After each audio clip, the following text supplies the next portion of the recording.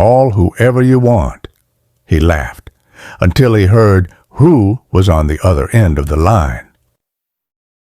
He wrote the letter, made the calls, sat in the council gallery for 4 hours, tried every decent door before he tried this one, because that was the kind of man he was. So when the billionaire leaned back in his chair, laughed at the torn jacket and the worn-out bag, and said, "Call whoever you want," he did. And what came through that phone made every single person in that room stop breathing. Before we dive in, let us know in the comments, what time is it and where are you watching from? Let's start. For 9 days, Joseph Franklin had tried everything else. That is the part of this story that matters most, and the part nobody in that conference room knew.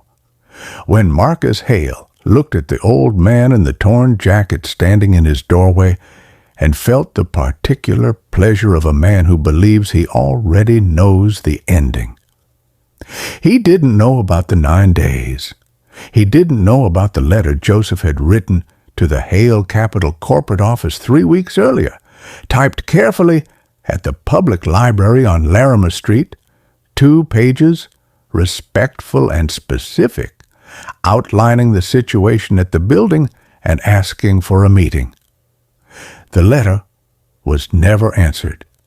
He didn't know about the 4 phone calls to the development office, each one taken by a different assistant, each one promising that someone would follow up, none of them following up. He didn't know about the city council session Joseph had attended, sitting in the public gallery for 4 hours, waiting for the agenda item that never came, because it had been quietly tabled at the request of a legal team Joseph didn't have the resources to compete with. He didn't know about the legal aid office on 5th Street, where a kind but exhausted young attorney told Joseph that without an injunction, which would take weeks they didn't have, there was nothing legally actionable. The demolition permit was clean. The acquisition was clean. The timeline was legal. 11 days remained. 14 families lived in that building on Larimer Street. Not officially, not on any lease that a court would recognize, but humanly. A woman named Gloria, who was 58 and had been sober for 3 years and was 4 months away from her Section 8 eligibility date. A young father named Terrence, 29, working a split shift at 2 jobs, who had his 2 daughters sleeping on a mattress in the corner, but had a roof over them and was, slowly and genuinely, clawing toward something better. An elderly Haitian couple, Edmund and Celeste, both in their 70s, who spoke limited English and whose son in Miami was trying to arrange transport but needed 6 more weeks. Joseph knew all of their names. He knew all of their situations. Because Joseph didn't advocate for people from a distance. He lived among them, ate with them, walked the same streets, sat with them when things fell apart.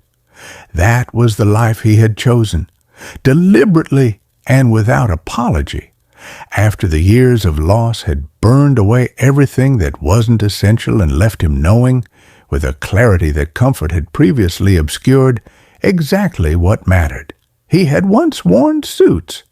22 years ago, he ran a small community development organization, had a house on Clement Avenue, a wife named Ruth who taught 4th grade and laughed at her own jokes before the punchline, and a son named David, who was 16 years old when a drunk driver hit him 3 blocks from school on a Tuesday afternoon. David survived. The recovery consumed everything: the surgeries, the rehabilitation, the years of medical complexity, the insurance warfare designed to exhaust people at their most exhausted. It took the savings, the house, the organization, and eventually Ruth, whose heart gave out 8 years ago, carrying more than one person was built to carry. Heart failure, the death certificate said. Grief multiplied by years, Joseph knew.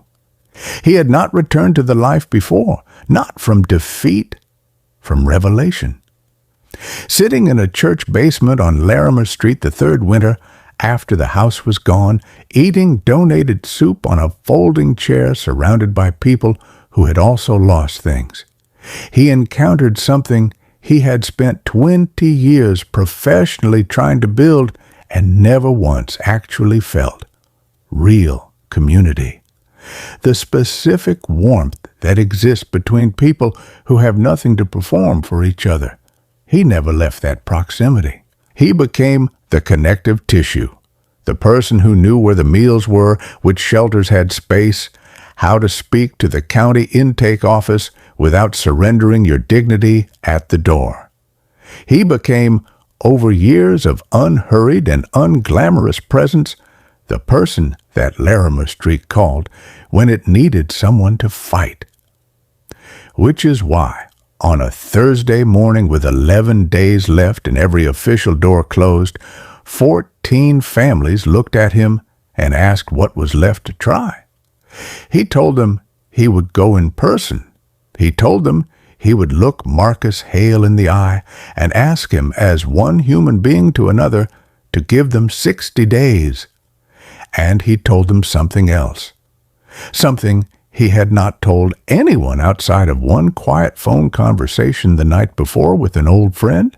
He said, "I have one more option, but I want to try the right way first. I want to give this man the chance to be decent before I force his hand.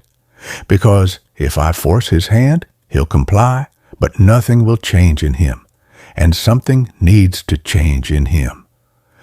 The old friend had listened and said, "That sounds like you, Joe. Try it your way. If he won't hear you, call me back and put me on." The elevator opened on the 34th floor. The receptionist looked up, then looked again. The man who stepped out was somewhere between 65 and 75, though the years had been written with a heavy hand. His jacket was brown and heavily torn at the sleeve. His shirt hung open at the collar, worn to a kind of softness that only comes from a long life and few alternatives. His pants were ripped at the knee. A worn canvas satchel hung from one shoulder. In his right hand, clean and deliberate against everything else about him, a modern smartphone. He gave his name. The receptionist made the call. From behind the conference room doors came laughter and then, "Send him up. I want to see this." Marcus Hale, 45 to 55, silver-templed and confident in his crisp light blue suit and dark tie, leaned back in his executive chair with the ease of a man who has never questioned whether he belongs in a room. Behind him, the city spread across floor-to-ceiling glass like a painting he'd commissioned. 3 colleagues sat at the far end of the table. 2 men in their 30s, suits dark, smiles ready, and a woman in her 30s to 40s with pearl earrings and an expression calibrated to match whatever Marcus's face was doing. Joseph told him everything, not emotionally, clearly. The building, the 11 days, the 14 families, their names, their situations, Gloria's sobriety, and her Section 8 timeline, Terrence's 2 daughters and his 2 jobs, Edmund and Celeste, and the son in Miami who needed 6 more weeks. He told him about the letter that was never answered, the 4 phone calls, the city council session, the legal aid office. He told him he was not here to threaten or to sue or to make noise. He was here to ask, man to man, in person, face to face, for 60 days. Marcus looked at him for a moment with something almost like consideration. Then it passed. "Sir," the word was already wrapped in dismissal, "the permits are filed. The timeline is set. What you're describing, these people, they're not legally tenants. There is nothing I can do." He paused. Then, with the particular cruelty of a man who believes it is wit, and with respect there is nothing you can do either. His colleagues adjusted their smiles. The room contracted around its own unkindness. Joseph reached into his coat pocket and took out his phone. "Then you won't mind," he said quietly, "if I make a call." The laugh that came out of Marcus Hale was the kind that fills a room completely. Leaned back, shoulders moving, the laugh of a man who has found the exact punchline he was waiting for. He gestured at the window, at the skyline, at the enormous, indifferent city beyond the glass. "Call whoever you want." Joseph pressed dial. It connected on the second ring. "Joe, I've been waiting. Tell me how it went." The laughter stopped. Not slowly. The way a power cut stops a room. Instant. Complete. Everything suddenly different. Because that voice. Marcus knew that voice from Senate chambers and televised addresses and a private dinner 3 years ago for which he had paid $12,000 to be in proximity to it. The entire country knew that voice. It belonged to a man who had grown up 3 blocks from Larimer Street, who had delivered the eulogy at the funeral of Joseph's wife, and wept without embarrassment in front of everyone because Ruth Franklin had fed him soup and believed in him before he had given anyone reason to. Joseph said into the phone, "About how we expected, I'd like you to speak with Mr. Hale if you're willing." A pause. Then, "Put him on." Joseph extended the phone across the table. His arm didn't tremble. His face hadn't changed once. Not when Marcus laughed, not now. Marcus took it. Nobody spoke for 4 minutes. The 2 men stared at the glass. The woman looked at her hands. Marcus went very still, then nodded, then pressed his free hand over his mouth. The involuntary gesture of a man receiving something he has no prepared place to put. When he set the phone down, his face had genuinely changed, not shattered, opened. He looked at Joseph. "You knocked on every door first," he said. His voice had lost everything it was built from. "The letter, the calls, the counsel, the legal office?" He stopped. "You tried every decent way before you came here." "Yes, I wanted to give you the chance to do it because it was right." Joseph's voice was quiet. "Not because you had to." Marcus was silent for a long time. When he spoke, his voice had lost its architecture. Every layer that power and comfort builds over a person, gone. "I looked at you, and I saw nothing. A punchline.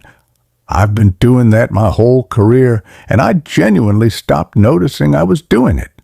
He paused. "I'm sorry. Not as a formality. I'm sorry."